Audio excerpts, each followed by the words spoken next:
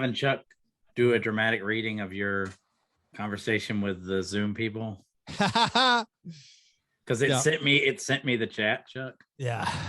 But you you would need a little more time to make it funny, I think. All right, here we go. It's the type of thing that should be rehearsed.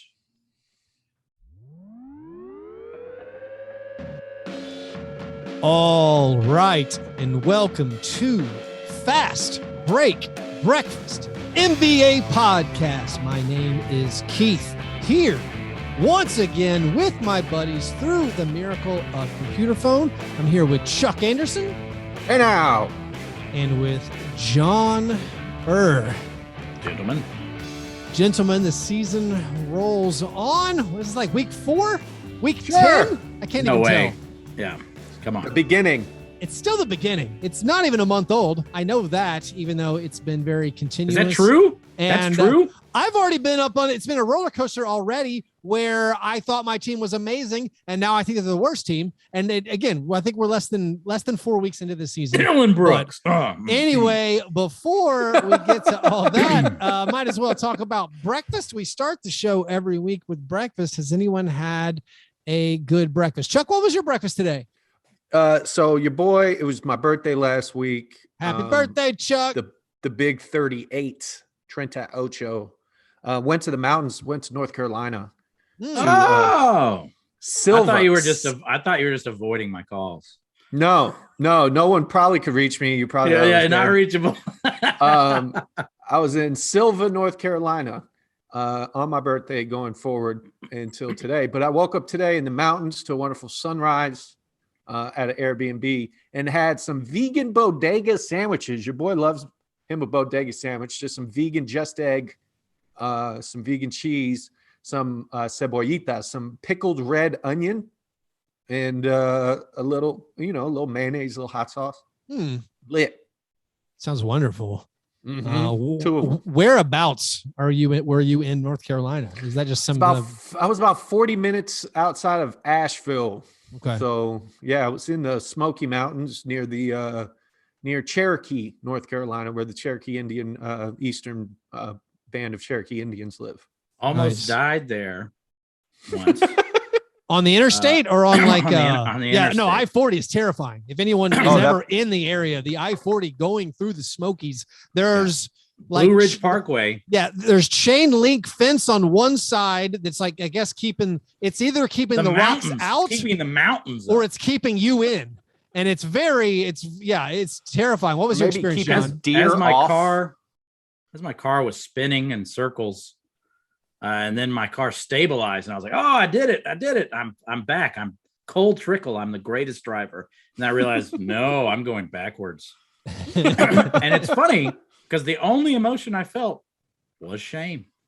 I was only ashamed. I was never afraid. I was just like, "Oh, single car accident. This is a humiliating way to die." I don't know if my wife and I actually drove to Asheville a few weeks ago. We took a little vacation, and that interstate, it is harrowing because there's no shoulder and it's frequent like hairpin turns. And it's a bunch of people who are like, I live here. I'm gonna drive 80. I know what I'm doing. And bikers. I'm like white knuckled doing the thing like there's no shoulder. And then for some reason, and my wife is from Knoxville, and she says, she's been to Asheville a lot. She feels like this has always been the case. For some reason, there's a bunch of like prefabricated homes on oversized loads, always going that route. Maybe they're built there and they're being It's like Fitzcarraldo. You must move the opera house over the mountain. Yeah. So you're on this interstate that doesn't have the normal berth on each side, and then you might round the burden of dreams. Bring the house to the mountain. You round a curve, and there's a literal house on a semi, and the people behind you are like, "Dude, just pass it. Just pass it." You're like, "I don't know, I can pass it. There's not a lot of room there." So yeah, I'm with you. That was terrifying, harrowing little stretch of the interstate. Anyway, John, what was your breakfast? I am surrounded by Frenchmen in my professional life and was on the other seaboard this morning. So I had a chocolate croissant. Croissant. Wonderful. And it was the real deal, man. When you say the other seaboard, are we talking the other side of the Atlantic? Pacific. Oh, I flew from LA All right. early this morning. I've tried to get back for to meet with a realtor. I'm trying to move, boys. Oh, good luck with that. Trying to get out of here. Yeah, it's like terrifying. Yeah. Like we have half the cash for a whole house. I don't think Good luck. it'll be enough. Yeah, this is I feel like the people with money in the world in like New York and California have started buying everything here, and we Southerners can't do anything. We're like, oh, I guess I can't move anymore. Yeah, it's pretty. I don't have New York money. I've been waiting for this moment, like preparing for this moment for like a decade. And I'm like, I got it. I can do this. And then it's like, I cannot do this. Yeah, people. So my girlfriend's a realtor. People are waiving like very reasonable things to just buy houses cash. Like, yeah, waive the inspection. We don't need one. Yes, that's what happened today. We had to bring my sister who works for FEMA, who knows this type of stuff. Like knows what a culvert is, for instance, which I don't know. Oh, I love culverts. No clue. We're talking about Jarrett Culver. Not Jarrett Culver. Leads the Grizzlies in on off. Right. A culvert is the tube that keeps water from like going over a place and making it gross. You described his game. Yes. But yeah, she knows this stuff because we can't get an inspection. Yeah. That's like, if you ask for an inspection, you're not getting the house. So I had to bring my sister and be like, is this structurally sound person who may know what you're talking about? No. And I don't think it's going to happen. And I haven't bought a house in a really long time. And I forgot how absolutely miserable it is. Do not recommend. If you can take it in your house, if your house is not crumbling around you, if you can survive in it, stay in it as long as you can to avoid this garbage and then moving. Chuck can tell you about moving. Just moving down the hall is so stressful. Worst. Just avoid it. Just drive through the mountains of the Smoky Mountains of Asheville and take a load off. Yeah. Well, good luck with that, John. The wife and I, we'd also would like to move, but it is, I don't know if it's ever going to happen again. Like you said, we're just going to hunker down where we are. Maybe if we want to stay in the city. But anyway, I'll do my breakfast. I had a smoothie, shared it with the kids. We had some banana, some raspberry, some strawberries, some ice, a little bit of yogurt. And then I actually fortified it with some vitamins. And when I say vitamins, I mean, we put the American vitamins, fortified cereal Fruit Loops in there to get a little extra. Cause I mean, the kids lost their minds when I was like, guess what's in this? 10 Fruit Loops. And they were like, whoa, that's incredible. So a nice, vaguely, moderately healthy smoothie. That's only it was only like 3.5 Fruit Loops per person. It's not bad. That's a spoonful of sugar to get the medicine down. Anyway, those were our breakfast. After our breakfast, we move to our breakfast in bed apologies. This is our chance to make right what we might have gotten wrong in a previous episode. It's frequently the first time that we talk about the NBA. Does anyone have anything that they need to apologize for? I need to get in while the getting's good. I can apologize to the Thunder. I thought they would be maybe plumbing the depths of, single digit wins this year. That ain't going to happen. They're already they're getting, they're past halfway to double digit wins already. I'm kind of shocked. Well, not kind of shocked, completely shocked with what the Thunder have done this season. And I'm very curious to know how their fans and front office are taking it.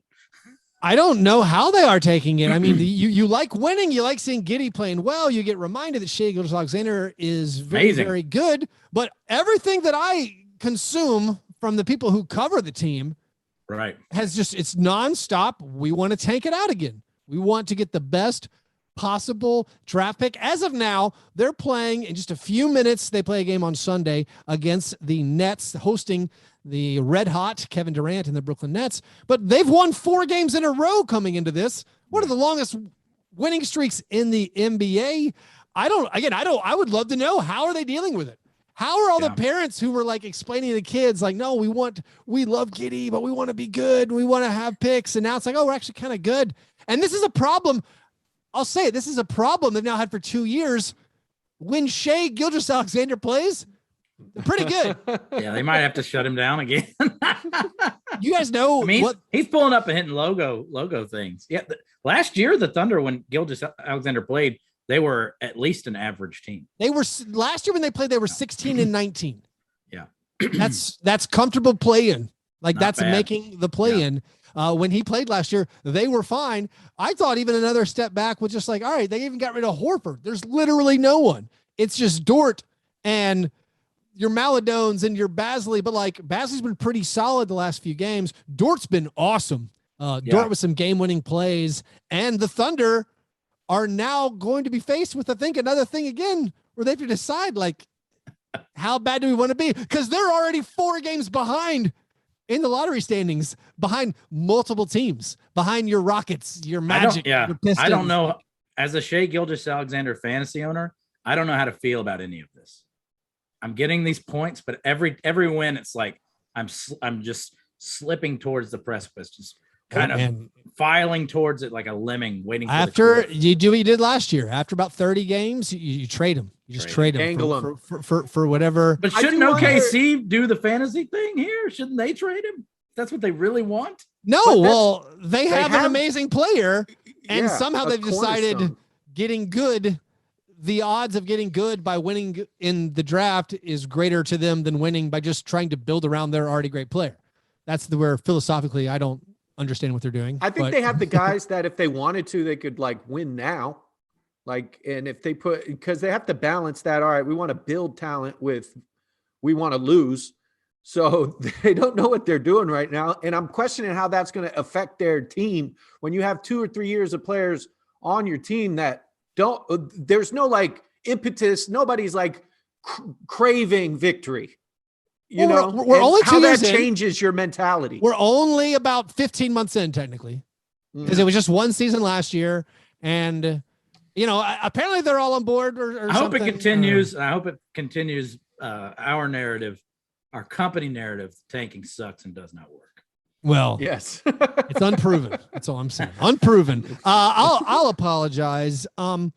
This is something like, you know, I feel like I need to apologize to myself. I need to just say I'm sorry to Keith for I feel like I've been preventing myself from enjoying things that I normally enjoy. Is it because I have a theory. Did you make a prediction about a team that was so horrendously long you can now no longer enjoy their success?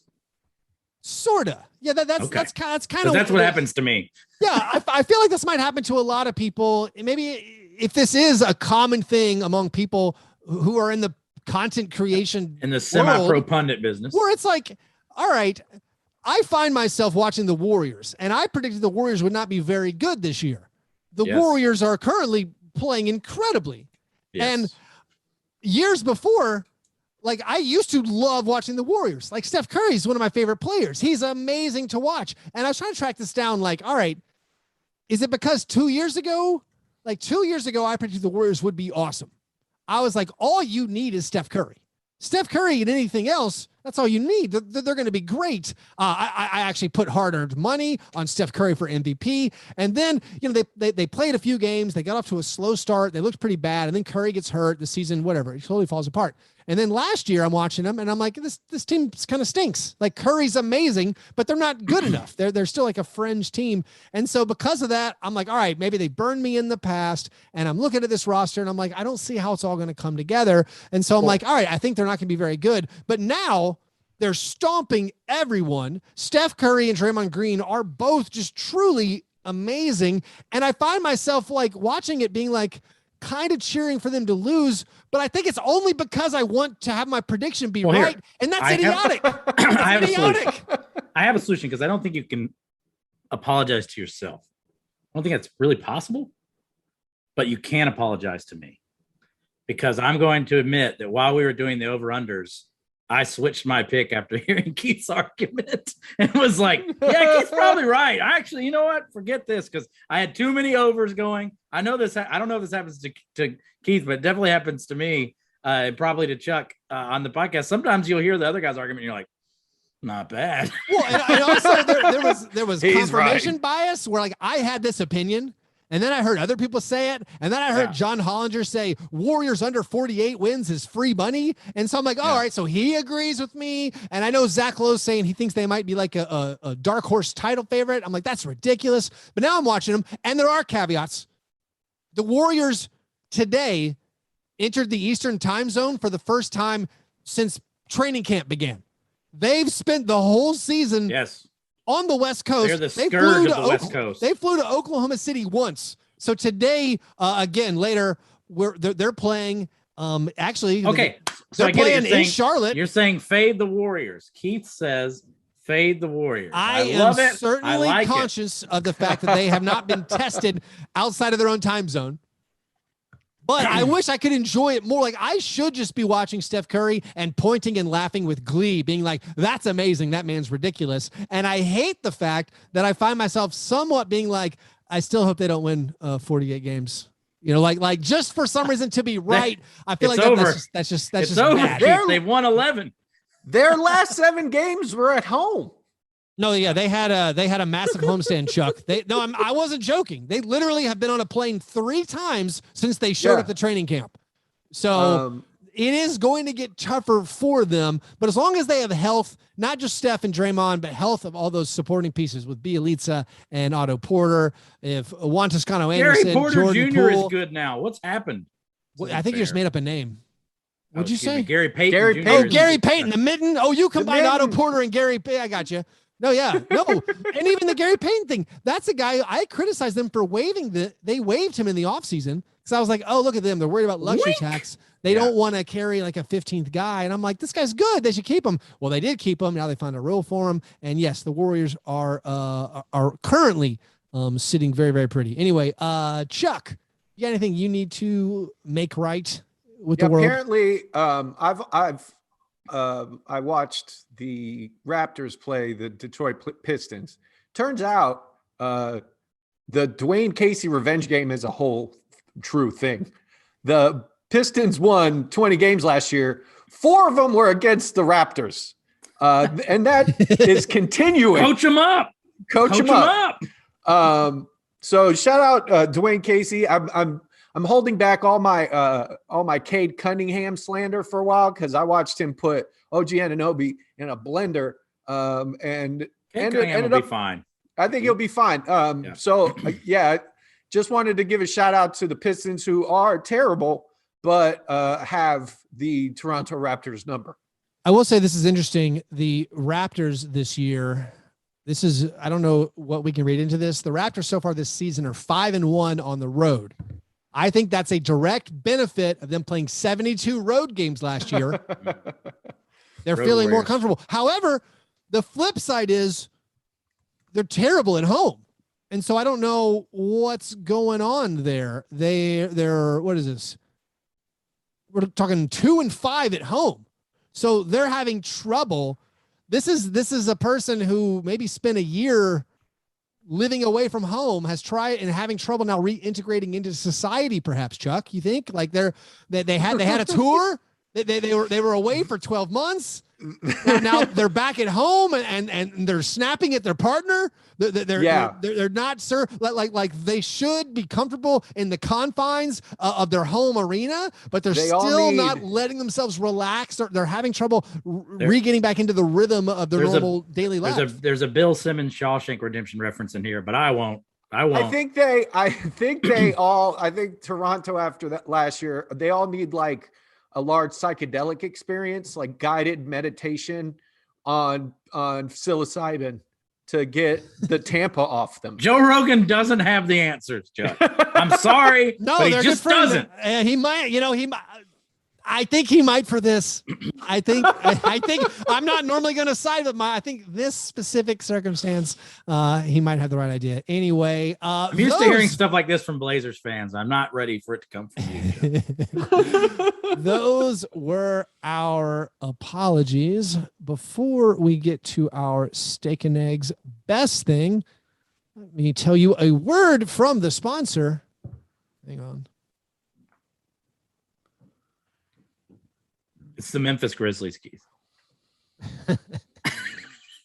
A word from our sponsor, the Memphis Grizzlies. Grizz Nation, you should view your next gen Grizz in style with an exclusive suite night at the FedEx Forum. 8-person suites, they start at just $115 per ticket. With the suites, you can enjoy a private single game experience. Plus, that includes the parking. You can have friends, family, colleagues, or clients. A limited number of these suite nights are available, so visit grizzlies.com/suites today before they're gone. John, you ever done a Grizzlies game in a suite? Yes, it's pretty fun. Yeah, I have not. I prefer to be amongst the peoples, but it's not a bad experience. And I think in a post-COVID era might be the truth. But it's pretty fun, especially if you have the kind where it's if you can get that all-inclusive hookup. Oh yeah, all the vittles are free. Then you're cooking with gas. That's the way to do it. That's the way to do it. Truly in style. Anyway, steak and eggs, best thing. What's the best thing you saw in the last week? John, what's your steak and eggs? Oh, it would be Evan Mobley chase down block and the Cavs in general, and watching I think it's especially sweet considering that it's kind of fun to imagine like LeBron on this Cavs team. It's like, wow, look at these pieces and Kevin Love. LeBron it'd be great. Just roll it back and then think of LeBron playing next to Westbrook and company. But I don't know. The Cavs, to me, I feel that's enough. I've apologized to them multiple times already, but they're just so much fun to watch, and all the pieces fit right now. And then Mobley, especially on defense, is just such a game-changing player that it's hard not to enjoy what's going down. And I think the Cavaliers are absolutely legitimate. I think maybe I'll kind of like lean on your best thing. The Mobley chase down block was unbelievable. The refs called it a goaltend just because they were confused that a human being could do that. It felt like, and then doesn't matter. That's just a demoralizer. Yeah. When Patrick Ewing used to scoop the ball out of the hoop, basically at Georgetown, it's totally fine. Freaks them out. And so I think like Mobley is legitimate. I feel no more doubt putting him over Scotty Barnes in the way too early rookie rankings. It's over. Mobley is just incredible, it turns out. Yep. I mean, on Saturday, Scotty Barnes in this game against the Pistons had a play where he perfectly contested a shot at the rim. He was just huge, gets the defensive rebound, goes coast to coast and spins it in. And I'm like, man, Scotty Barnes is amazing. I can't believe how good he is. And then like 30 minutes later, I'm watching the end of the Cavs game. I'm like, nope. This guy's the best player. Like this guy. It was a .06 Mobley play by Barnes there. He could be the first rookie since Blake Griffin, maybe to make the All-Star game. I think he's trending definitely to making the All-Star game. If you're going to put one player in for the Cavaliers, it's him Ricky Rubio or Ricky Rubio. Yeah. Ricky Rubio with like the no-look alley-oop to Jared Allen to put away the Celtics. Just an incredible final finish for the Cavaliers, who again, they're sitting at 9-5. I don't think that's fluky, and that this could be the incredible Parrish kiss of death by saying I think it's legitimate. Like, I don't think that it's a fluke. I think like the Cavaliers are for real. Evan Mobley is the true thing, the real McCoy, incredible player. I think the Wizards are also like for real. Like the Wizards have a great defense. You think the Thunder are for real? I think the Thunder are mediocre, which is better than terrible. I just wanted to just keep going. I think the Thunder, if they want to, can win 33% of their games or more. Not bad. Not bad. No, I think the Cavaliers, like for me, that's a big shakeup. I thought the East coming into this year, and again, I'm not sticking to I wish I were right for my predictions. I'm ready to open up and experience the season as it happens and to say, hey, the Wizards and the Cavaliers could be top 8, no problem. And they're going to kick out some of these other teams that like I thought were going to be there. Like the East is, man, it's going to be, if the Wizards and Cavs keep up something similar to this, those even 10 play-in spots are going to be so hotly contested. Like it's going to be like, Chuck's Heat, they lose a couple games out West and you're like, oh, we don't have a lead anymore. We're now sliding away. And like the Bucks who keep kind of screwing around, the Celtics who they get some good wins and then some good losses. It's also tough. And meanwhile, Cavaliers and Wizards, sitting pretty. And now I've done it. That is the best curse. That they are going to lose so many games. It's done. This week. It's done. Over Keith, under 5 Keith losses has now for the said Cavs something and positive Wizards. about every team except for the Pistons at this point. Keith is excited about I every think the team. Pistons defense is not as bad as you would think. I think they're going to start winning some games. Let's see, which team in the East am I down on? That's a great question. Oh, is it the Hawks? Is it the Hawks who we were like, oh man, Hawks will be they're fine. not gonna start 14-20 this year. Lloyd Pierce is gone. Hawks will be Now fine. they have a chance to rebound also on Sunday. John, I've watched that team. If they can just figure out what they want to do in clutch time, what they want to do in the fourth quarter, the Hawks will be fine. I guess that's a big there's something. I think there's something to the Hawks and the Bucks. I mean, it doesn't look that way in the West, but the Hawks and the Bucks haven't played that, far into the postseason with that short off season. I know I keep saying it because this is the reason why the Heat stunk last year, but there's something to it, and the Suns are playing well, but they got off to a kind of a rocky start at the beginning of the year. The Nets finally caught their wind after kind of stumbling a little bit at the beginning. So I don't know. It feels. I mean, like the Nets and Suns are awesome now.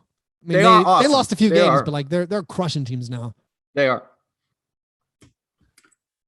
So if you were to talk about a team that I'm worried about, like that I think like this is for real, they really are this bad. I think it's the Pelicans really are this bad. I didn't want to talk about this. And I know you're going to get into it later, Keith, since they just sunned the Grizzlies, but they always sun the Grizzlies. This is in memoriam. But like when I watch the Pelicans, I feel like despair for the organization, for the fans. Like I don't think Zion coming back is going to fix them. I feel like they're completely out of sorts. I don't feel like, even though I like Brandon Ingram as a player, I don't think that return is going to turn them around. So that's one where their surprise of 2-12 shocks me, but I think it's here to stay. Well, I mean, I like to at least couch it. They're 2-6 with Brandon Ingram. Yes, they have a lot of issues, but they did lose 6 without Brandon Ingram. It's like, what are you going to do? But John, what's your best thing? You know your best yet? You said they're 2-6 with Brandon Ingram or without? No, they're 0-6 without, 2-6 with. Neither one are good. I'm not saying the record is good. Just wanted to hear them out loud together. Right. They have a lot of single digit losses. So I mean, they're not getting crushed like some of these teams. Grizzlies. Is Zion even like, if let's say get to the point where they're like 1-30? Is Zion going to come back? Will his team even want? No, your question is Zion even going to come back? No, I don't. No, we're going to get just another year without him, and just watching him do Mountain Dew commercials, looking like a fat American. Tough. It looks amazing to me. Yes, to you. Like a well-oiled machine. Peak human performance. Chuck, what's your best thing? Looks like Lorenzo Neal. Shout out Fred VanVleet doing the Sam Cassell big huevos, the juevecitos, the big boys. The greatest dance in NBA history. Is it a dance? Yes. Okay. It's a shuffle. Yeah. A shuffle is a dance. It's a shuffle. Right. That's fair. He did get fined. Who cares? $15,000. It doesn't matter. That's $7,500 per Red Van net. Skeet. Yeah. Yes. Well done, Chuck. Has someone else made that joke? I'm pretty sure that's probably an easy joke. I mean, yes, I did it on Twitter. I'm sorry. You did. Yeah. There are 8 formats of jokes now, Chuck. That's it. That's all we got. I went off this train. There's not much you can do. Like when the news broke, like I immediately reply guide, like, whoa, 7,500 each. And I was like, well, people are going to love this. Yeah. And they did. Well, I wish they didn't, but they did.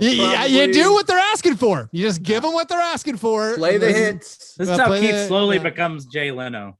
It is. This guy's the best. He's the best. He's a craftsman. The best there is. He's mastered the art form. And, 4 years later, he is the worst. As long as I can own 800 cars, indeed, it'll be fine. Sorry, Fred VanVleet. Your dance cost you a little bit of money. Anyway, those are our best things. The opposite of our steak and eggs best thing is the cream of wheat worst thing. What's the worst thing you saw in the last week? Chuck, what's your worst thing? The worst thing is violence of any kind. on an NBA floor, especially involving people of Serbian descent. Anyone from a war-ravaged country Torn apart. shouldn't be involved in any sort of violence at all, period. Because it's bad, doesn't look good. I'm sorry. But boy, did I enjoy it. I'm gonna go back to my steak and eggs. That was the best thing ever. If we didn't have Adam Mares on last week, we would have done an entire show. Could have done an entire show. Vigilante Jokic justice. I get it. It's a punk move to hit somebody with their back turned to you. What? It's a punk move. No, it's not. Move. Morris did the thing where he like hits him and then tries to turn his back. He tried to run away. It's a punk move. Nah. You square up. Nah. Square up.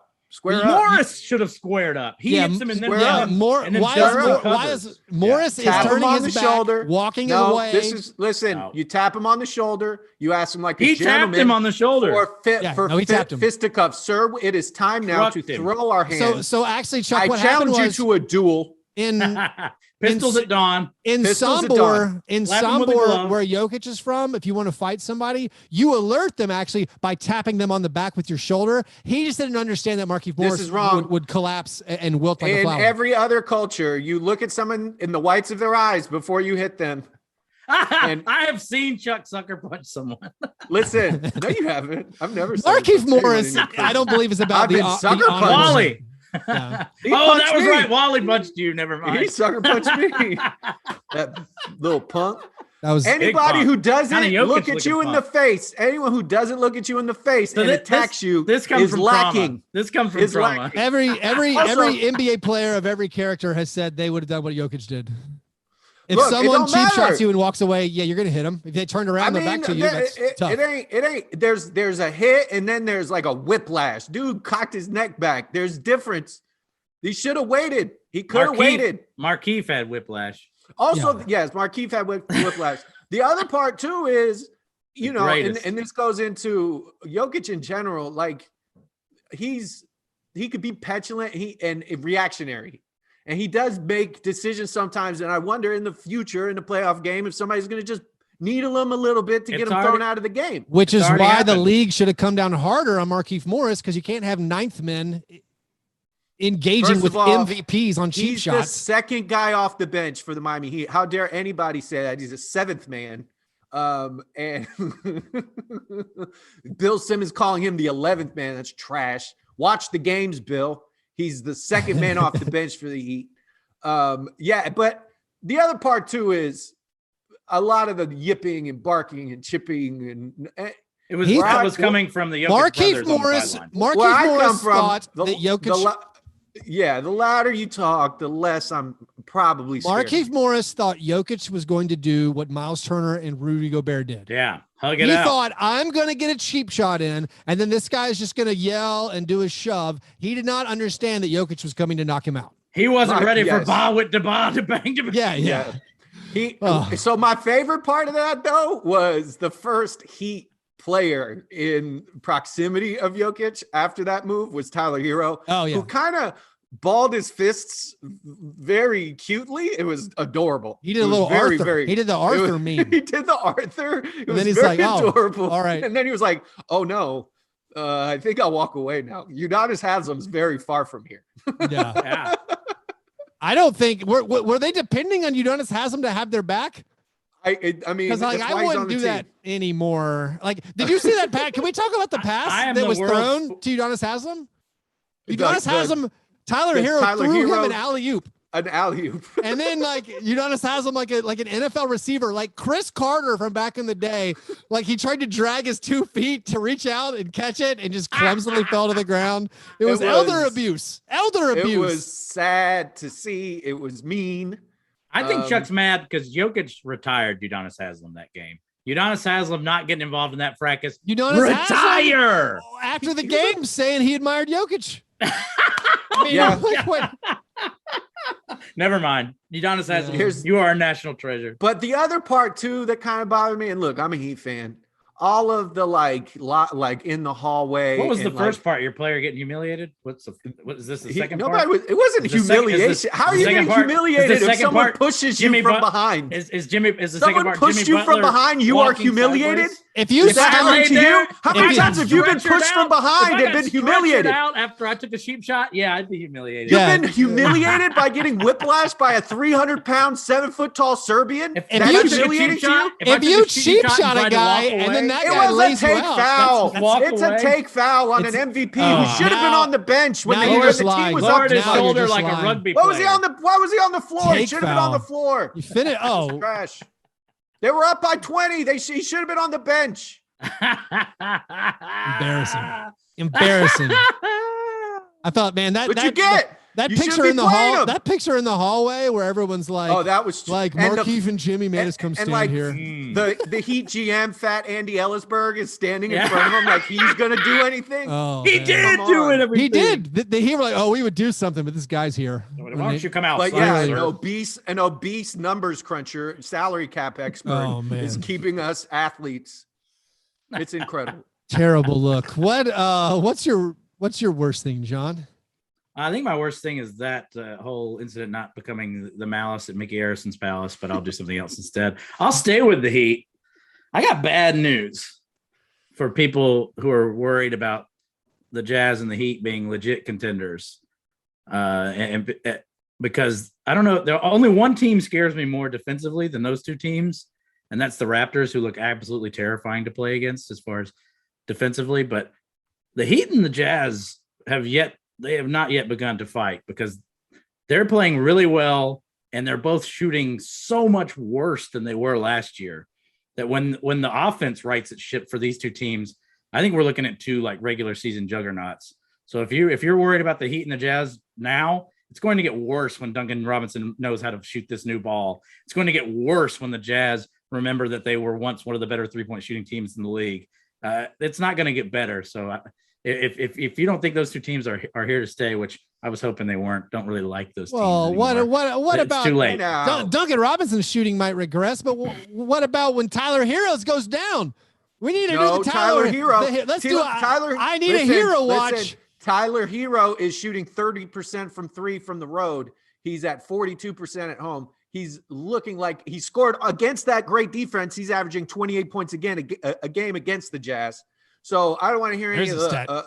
Let's do an update. So now Tyler Hero for the season, averaging 21.3 points per game. I mean, it's a kind of terrifying. I'm starting to get worried. He needs to average. He only needs to average when you lose.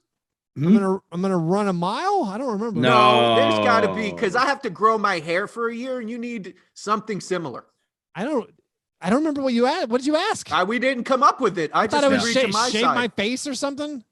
No. He only John will pick Tyler Hero needs to average just 17.3 points per game. I think you got to cut off one of your fingers like the Yakuza. I think you need to get a tattoo of me.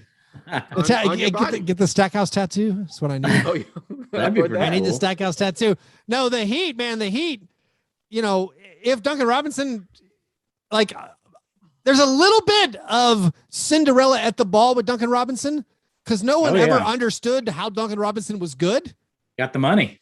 Because he's like out of nowhere, and everyone's like getting all these guys in the G League, like he can be our Duncan Robinson, because that guy came out of nowhere. But now it's like he turned back into the pumpkin, and has he just lost the edge, lost the confidence? Is that all? Have you not heard? He balled out against the Jazz. He was 5 or 8 against the Nuggets. They would have been blown out of the gym if it wasn't for the Nuggets. I think he has. I think he has a myriad of excuses, because the Bam Duncan Robinson pick and pop thing is over. They don't do that anymore. They stopped doing it. Well, they got Kyle Lowry. It's fine. Everything's fine. They're still winning, but they're not doing the same thing they used to do. And then furthermore, it's the new ball. He doesn't like the new ball. Yeah, he's on record. I think defenses know how important he is, and they try to shut him down because it's possible, right?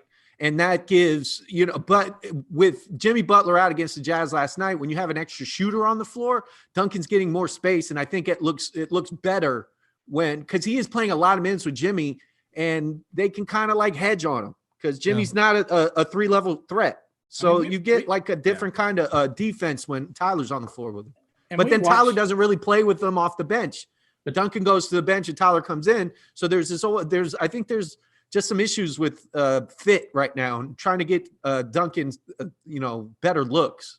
But he's getting open looks. He's getting open looks. Between the three of us, I think we've seen every Heat game. And I would not say that Duncan Robinson, despite his shooting percentage, has been bad this year. No. He doesn't hurt you in other ways. He knows the system really well and provides the spacing that affords the team to dominate, despite not, the shooting not being there this year. And that's what I'm saying. When it does come, I think the Heat, especially regular season, are going to be hard to handle. Yeah. The other side of that coin, talking about the Jazz, like their shooting could bounce back. I'm hoping not, obviously, as the Grizzlies are owners of one Jazz draft pick. And this is my worst thing.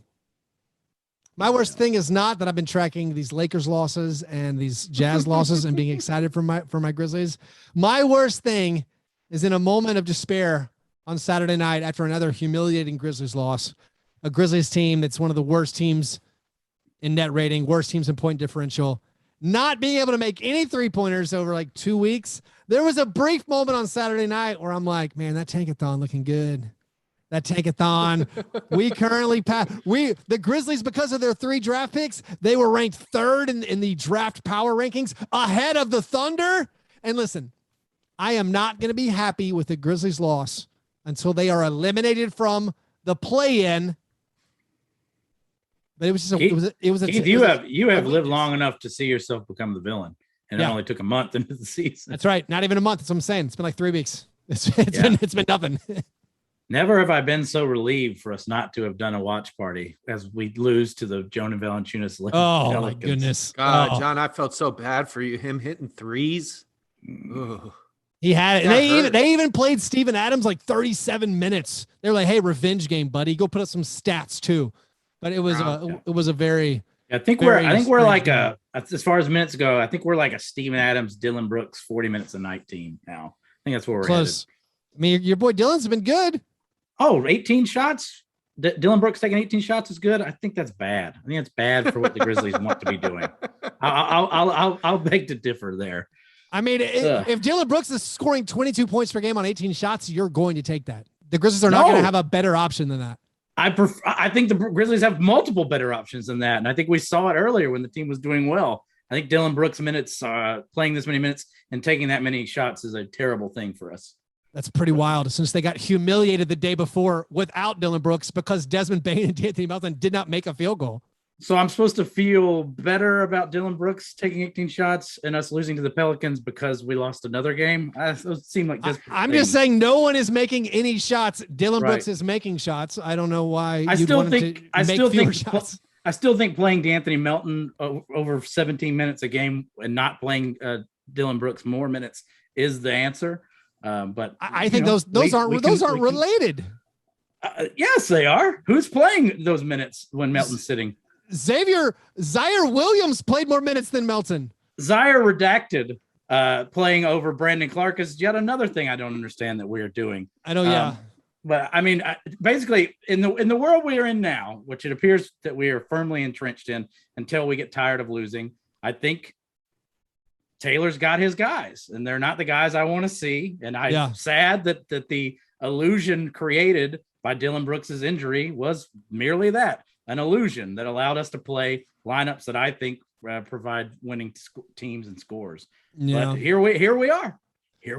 Yeah, it's been a rough little go. If you need more Grizzlies content, download Grits and Grinds, a Memphis Grizzlies podcast. Those were our worst things. Does everyone do their worst? We get a nod from the listeners. Yes, sir. Those were our worst things. Before we get to the awards segment of the program, we have a single listener submitted question. The croissant questioner. Miles asks, what is the worst NBA team of all time? He's listed some contenders, and then I think we should probably add some to the mix. He brings up the 11 and 12 Bobcats. Yikes. So good. 72-73 Sixers. A little bit before my time. 15-16 Sixers. We definitely remember that. Trust in that. The 09-2010 Timberwolves and the 2014-2015 Timberwolves classics. The 09-10 Nets. And he also brings up the team that drove me from Atlanta Hawks fandom, the 04-05 Hawks. Sentimental vote there, but I have some other ones that I'd like to throw out there from our teams too. I don't know if you guys have any wanted to get in first, but Keith, you this is pre-you, I think. 95-96 Vancouver Grizzlies. Only won 15 games, and then NBA record 23 straight defeats. So bad that's the team Stevie franchise refused to play for. Yeah, I mean, all those Vancouver teams, the Vancouver stats are just mind-boggling how bad they are. They win 14 games, and the next year they win 15 games. It's like, how is that possible? I feel like I remember them, like, didn't they win like their first one or two games? And we were like, oh, big country. And then they everything. Chuck, your Miami Heat, 88-89, 15-67. Had to look up who played for that team, and the top scorer was Kevin Edwards. Who is Kevin Edwards? That's Blue Edwards. Okay. Blue Edwards. Yeah. Blue Edwards. Who is Blue Edwards? Do you guys have any that you remember sticking out? So actually, I got to correct you. The record for losing streak is 26 games. Who did that? That is the 76ers. They did that in one season. That was the 13-14 season, tied with the 10-11 Cavaliers. Yeah, longest single season losing streak. It was 26 games. And if you cross over to 2 seasons, the Sixers did it twice, amazingly. Oh, no, I'm sorry. Just once. The Sixers lost 28 straight games in between the 14-15. I think that knocks out the Vancouver Grizzlies then. The fact that streak is gone, they're gone. And I think the Heat team is gone. I just wanted to throw a Heat team in there for Chuck's edification.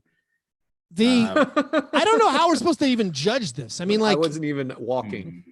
Well, I mean, like, in my mind, it's the Bobcats team, the 7-win Bobcats team with the worst winning percentage ever. Can I throw one more in just because I want to throw them in?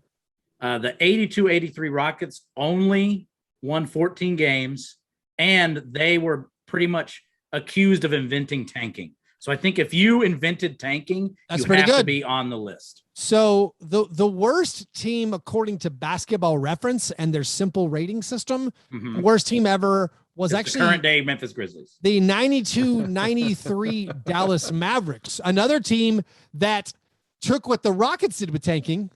The Rockets, I believe, got themselves a Hakeem Olajuwon with their tanking. The Mavericks did it they were one of the first teams to ever to be like, we're just going to play young guys. We're going to stink, and it's going to be Derek Harper and a bunch of young guys. So, like, that's Basketball Reference's worst team. But I don't know what standard we're supposed to judge this on. This feels like I could spend a year of my life researching this. I did a little research, and in the tank for LeBron James, the 02-03 Cavaliers traded away Andre Miller for Darius Miles, and turned out to be a bad decision because Andre Miller ended up having a pretty good career after that, averaging like 16 points a game. But yeah, they had a 15-game losing streak, and a couple 41-point loss and 2 32-point losses in that season, trying to get the kid from Akron. So, combining the bad record with the foolish front office move of trading a great point guard who would have looked incredible at a young age with LeBron James, that's probably up there. I'm also seeing this now for the first time. Apparently, the 1950 Denver Nuggets had, as a team, their effective field goal percentage was 33.4. I don't know if they should be entered into the conversation. I mean, I'm voting for the 04-05 Hawks because it actually drove me to despair, and I quit watching a team. Oh my gosh, the Providence Steamrollers in 1948 had an effective field goal percentage as a team of 27%. They finished 6-42. They let Coach Albert Sohr go after 19 games, and Nat Hickey finished the season. Oh, Nat Hickey of the Atlanta Hickeys. Yes. Let me list off the 04-05 Hawks so you can feel the depths of my despair.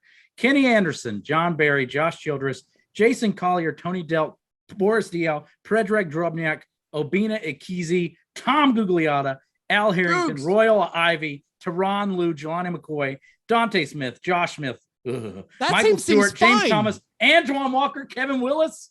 How many of these? Wait, how many Kevin of Willis? these teams was Boris Diaw on? All of them. He was on that team, and he was also on the Bobcats team. The Bobcats team did lose their final, I believe, 23 games, which was the Bobcats longest team is losing the streak team I remember being the to worst of end these.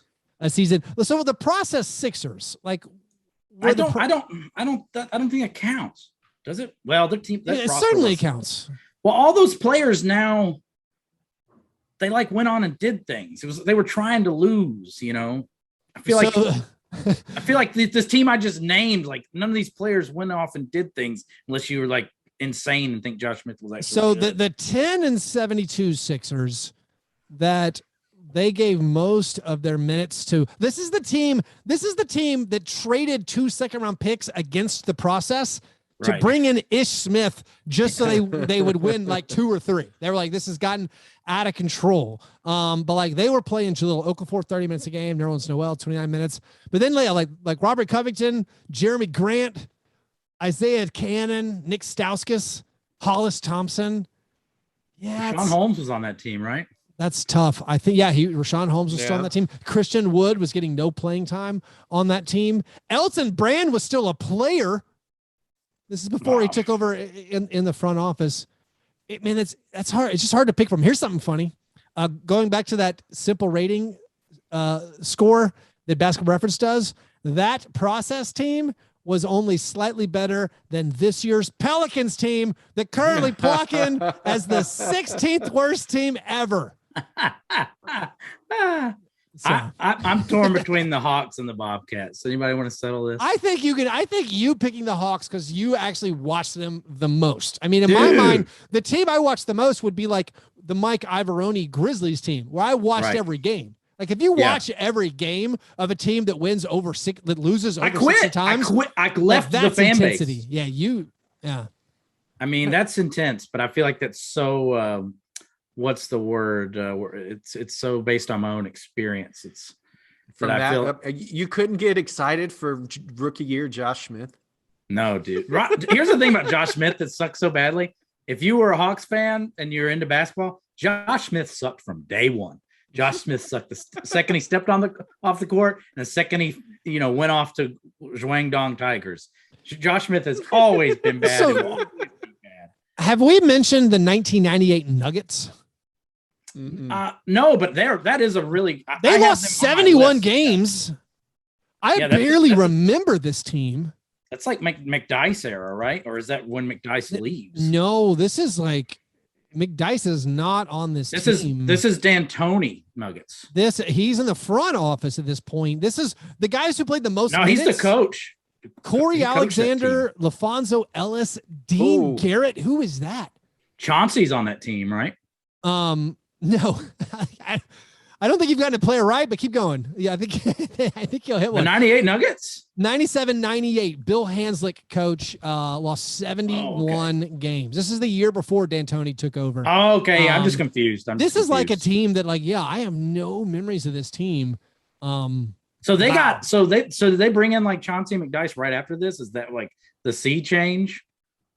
Because I followed this. So this is like LaFonso Ellis. So this is before Chauncey came in. This is before they added Rafe LaFrance was a rookie. Oh, wow. So the next year, this is like. It's like Bobby Jackson and LaFonso. Yeah. Oh, man. They had 12. They had a 12-game losing streak to start the season, and then a 23-game losing streak, and then also a 16-game losing streak. God, that's how you do it. All right. So I guess we can wrap up this segment. This Nuggets team is kind of amazingly poor if it's the one I'm thinking. If they don't have LaFrance, if they don't have Billups, no, it's the year before and they don't have that. McDyess, they don't have anything. I mean, yeah, I'm with you. Wow. I think we have I think we're gonna go with the 97-98 Nugs. I mean, I can't it feels weird to pick a team I have no memeries of. They have players playing 30 minutes a game. I don't know who they are.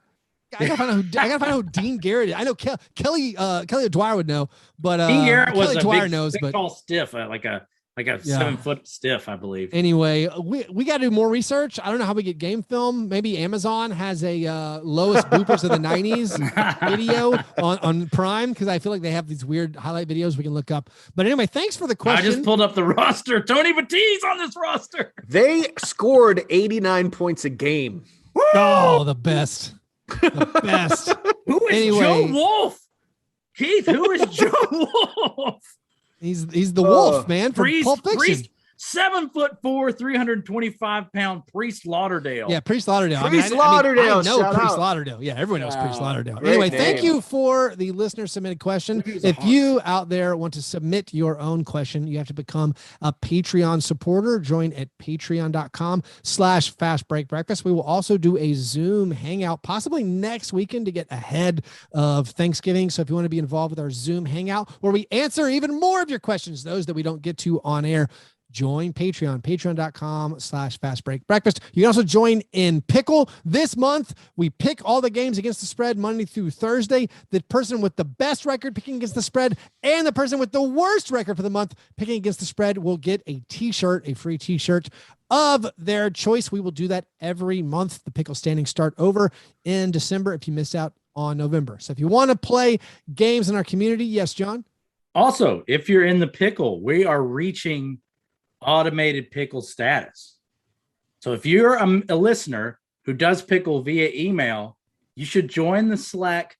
And if you don't want to be in the Slack for all the tomfoolery that we have, just follow the Pickle channel, because we're going to have automated Pickle coming soon.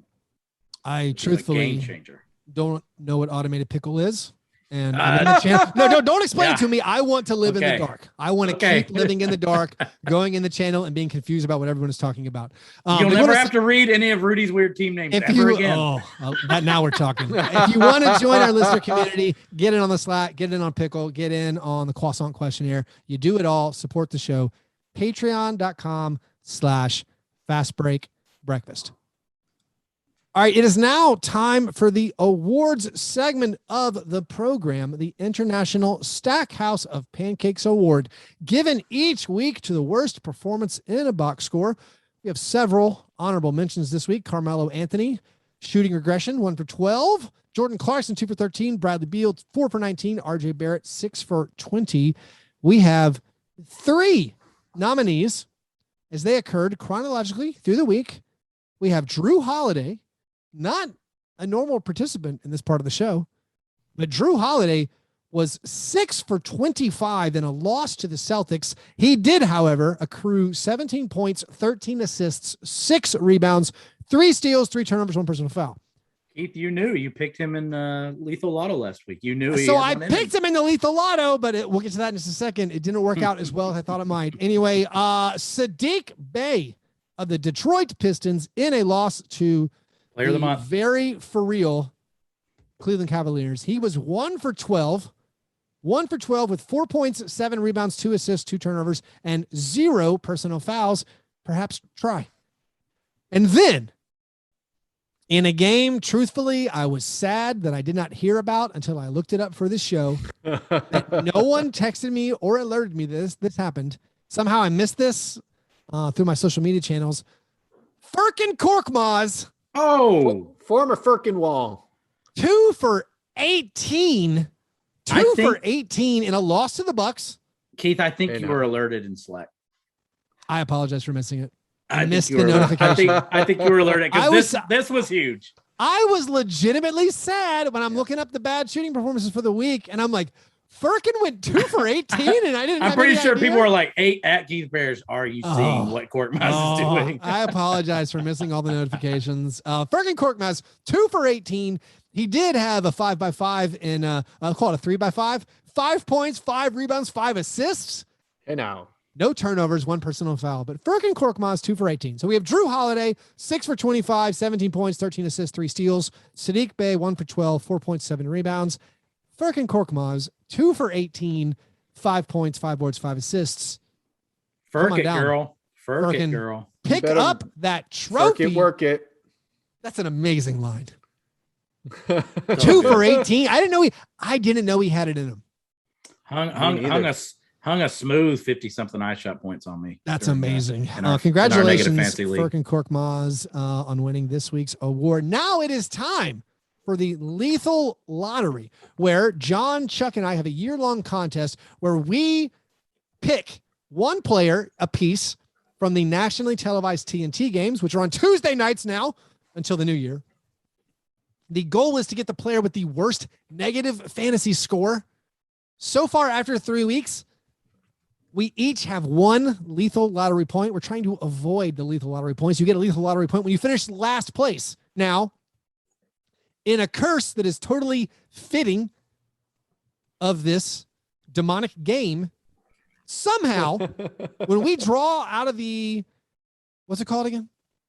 The jack-o'-lantern. When we draw out of the jack-o'-lantern, we're looking for those silver or stern balls. Whoever is drawing the stern ball has the power to swap their player with an opponent's player. Whichever player has been used with the stern ball this season has not finished the game. There is an actual, literal, real world curse going on. Jokic left with injury. DeAndre Ayton got hurt, could not play. Embiid caught COVID.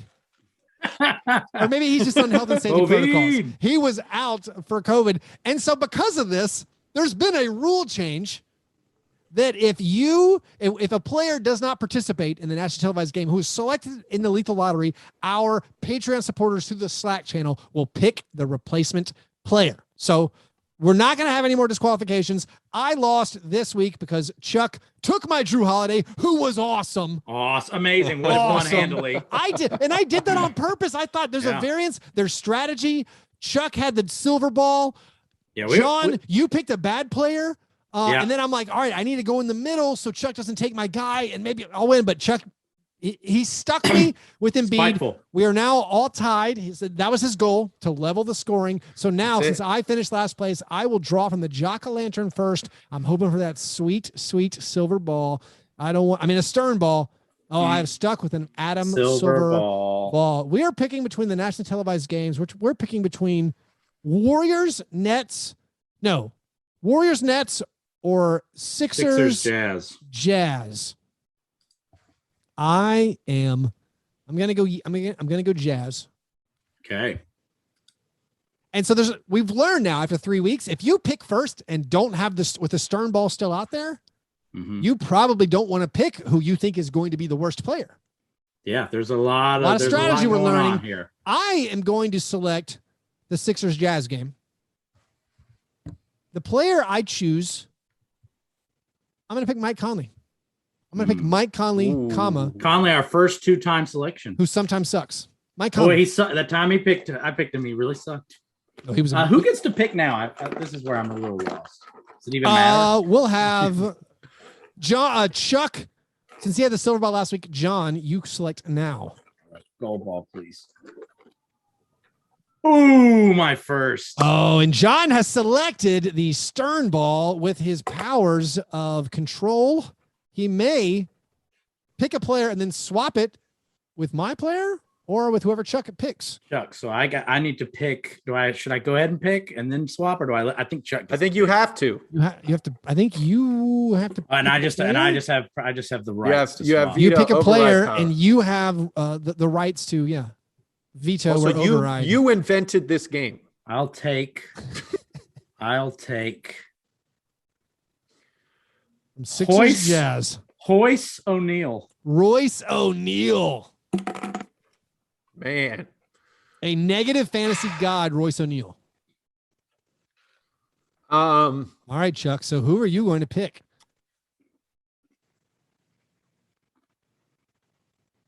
Matisse Thybulle. So Matisse Thybulle, he has been out. Actually, let me check and see if he's out. Oh, sorry. No, you're fine. The system is in place, my friend. You'll just have to deal. You'll have to deal with the power of the Slack. He's also in. Oh, he's out for wait. Is that?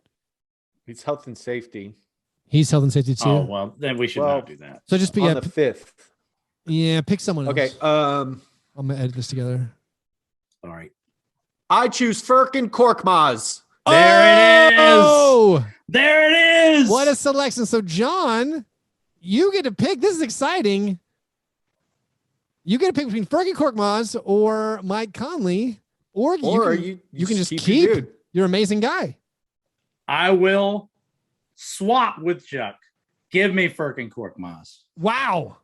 Love Amazing. it. So, and I will be cheering for a bad game for Mike Conley. Otherwise, I will finish last because you want to have the best negative fantasy score. If you're not confused at home, you're not paying attention. I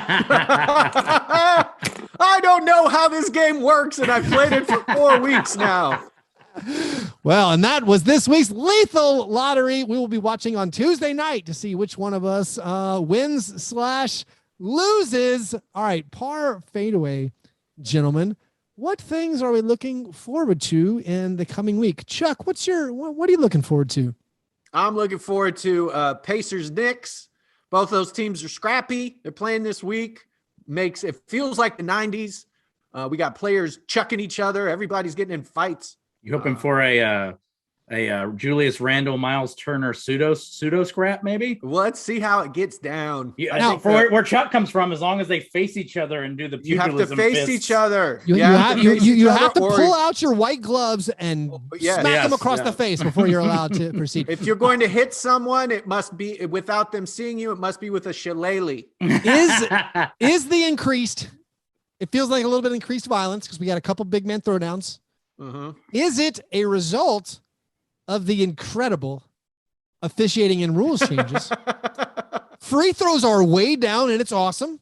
But because there's more contact going on and not being called, is that why they made a little pent up energy, a little pent up anger, and we're seeing these outbursts, the spillover, if you will, into on-court incidents? I'm hoping. No. Okay. I've heard it on a few podcasts, but I don't think so. I think people are going for it. I'm trying to bring that old thing back. I want 50-point games from Steph Curry, and I want elbows at half court. That's what we're getting it, man. We're getting it. I love that these players. I love that the free throws are down for so many of these scoring guards. But a guy like Curry, nope. Not a problem. Like it's not not a problem.